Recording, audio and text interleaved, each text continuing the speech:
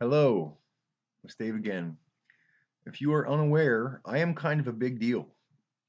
Uh, I'm, well, for a lot of reasons, dragged into a lot of major industries, a lot of major problems, and a lot of major falsehoods and frauds floating around the globe currently. Uh, you've heard me complain about the movie business, and you've heard me complain about the sporting industry and any other number of issues. The political season is the issue currently. My most immediate living situation problems include the food security issue, the people that wander in and out of my room with impunity that are apparently supposed to keep me safe, that are messing with my food, and who knows what else, playing around on the computer here, affecting who knows what. Um, there was an unusual escalation and aggravations with the upstairs neighbors. On the sixth floor upstairs, there is a mother and son team, uh, apparently associated with the ruling junta currently. If you're unfamiliar with the current state of things, stuff is a little bit akimbo. Um, and we have these new replacement ringer people in with all their clones and robots and stuff to help administer in the absence of the of some tyrants that are absent now. Is that redundant? Well, anyway, um, uh, these people are very weird. It's a major problem with body snatchers type thing, which used to be all science fiction stuff, which sounded like paranoid schizophrenia a long time ago. Is such an increasingly normal fact of life now that it's difficult for me to avoid sounding crazy when I'm trying to describe some of the problems here. But we have at least one major national candidate who is deceased and replaced with a lookalike, a stand-in. Now in Hollywood, they have lookalikes, they have stunt doubles, they have people that look just like the actors that they don't want to endanger for whatever reasons on the set of their dangerous movie. Well, they have those in political life also. There's some people that are deceased that are replaced by government-approved robots, um, which is a phrase I say so often these days that I wonder if it's losing its meaning. Robots. They're biological entities, so they lack the clanking metal, you know, Roby the robot thing from Danger Will Robinson, and so forth. But nonetheless, Danger Will Robinson. These things are robots, uh, and there's one of them upstairs from here, and her behavior on the occasion of the Iowa caucus was extremely suspect, especially if you're familiar with my particular background with presidential politics. Um, Her inability to leave my brain alone, to leave my internet travels alone, to leave my physical space alone, her tendency to follow me around the neighborhood and to go up and down the elevator and to just to be omnipresent in certain key occasions should be something of credible concern for the relevant parties involved. Um, the people here in charge of making sure that I'm as uncomfortable as they can make me include the management that endorse the open burglary of my residence. Um, I've had some very negative interactions with the people downstairs after a series of managers have come and gone, and the original people with whom I signed the lease are now left. There's a couple of strange cases now working down there. So anyway, what happens is I spend 3 or 4 months in a row yelling at the woman upstairs and her demented son with his cranium like the size of that leader guy from the Hulk comics, if you know what I'm talking about. I spend a lot of time yelling at these people up there because their synchronized noise is meant to be hostile. It's not a safety mechanism. It's not hydraulics, as a Sean Connery might have tried to describe it in a movie once. Um, it's purely punitive and it's nasty. And it started off as a couple of knocking sounds here and then, a couple little helpful indications if I were watching something on television or hearing something on the radio, they would knock to communicate something, either agreement or disagreement with something that I was watching or hearing. That was a long time ago, and it stopped being nice. These people are basically just they're terrifying, awful things.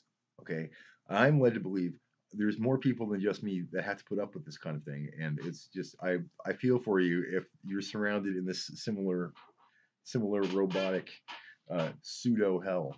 The religion industry has joined in with the politics industry and the sporting industry and the movie industry and the television industry and the journalism industry to make all of this as impossible to navigate as they can. Well, anyway, the day of the Iowa caucus, I was unaware that the Iowa caucus was occurring. I just thought it was another normal day where I'm going to go look for smokes. And as the thought process begins, and as the typing begins, and as the radio tuning begins, and as I start milling around the place, the same noise started upstairs, like happens all those other days. So I pound on the ceiling a bunch of times. They've been jumping on the ceiling for so long they knocked the light fixture off my light. So I'm using that now to bat on the ceiling. Anyway, that particular day, I yelled at them for about an hour, and then there was a loud knock on my door, and it was my caseworker. It was Tyrone, the government issue caseworker from Cascadia, was here with his replacement. He will be leaving and going to St. John's, and this new fellow named Micah will be handling my case with the Cascadia Behavioral Healthcare Organization, LLC. Uh, very little health involved there. But anyway, um, so Tyrone wanted to talk to me, and I felt my room was in a state of disarray. So I asked if we could go talk in the lobby downstairs, and we did talk there for a while. We sat down in the chairs in the lobby. I identified numerous extremely suspicious regulars that were walking around the place at the time, and then the weird old lady from upstairs gets off the elevator because she's followed me down to the lobby. So for the precise duration of time that I wound up talking with Tyrone, she was in the front office talking with Arlene, who is the manager here. And I spoke with Tyrone and his replacement about a number of issues, including some of the problems with the fatalities, trying to warn Micah not to repeat certain problems, such as our meetings from last April. The assessment meeting from last April was very ill advised, resulted in over 9,000 dead people in one afternoon. Extremely disturbing. Um, the kind of thing could easily be prevented, and hopefully the new guy will understand the severity of the situation. Well, anyway, I got done with the conversation. I get back in the elevator, and I'm about to go back up to my room, but then the creepy old lady from upstairs dashes out of Arlene's office. Says, "Hold the elevator." So she gets on the elevator to join us, and then we're almost, I'm almost in my room. I turn around and tell her, this would work out a lot better for everybody if you could stop the psych torture now. If you could stop it now. I told her specifically that people would live longer if she could stop the psych torture immediately. And then within a minute, it started up again. So that was several days ago. And then it was a while later that I discovered that that was the date of the Iowa caucus. And also that all the news and all the messages and all the stuff I'm getting through the internet here are all completely suspect because the robots upstairs are biologically wired into the internet service here, which is being provided by Providence hospitals, even though there is a total lack of anything like a Providence hospital in the area. The nearest Providence property is apparently PGE Park, like a mile away from here, where they play baseball games and soccer games and whatever. So it's the opposite of a hospital. So the Catholics, who have been criminally negligent and long absent, uh, apparently have a hospital, which might be explained why I'm getting sicker. Uh, in order to provide internet in which I can't actually read any emails and in which the signal disappears when I'm in the process of communicating or making any progress at all. These massive problems. So I'm unsure what I've stated in its completeness in this particular version or this particular little webcam rant. Try to get some key basics here. We have a deceased candidate who's been replaced by a Stepford candidate.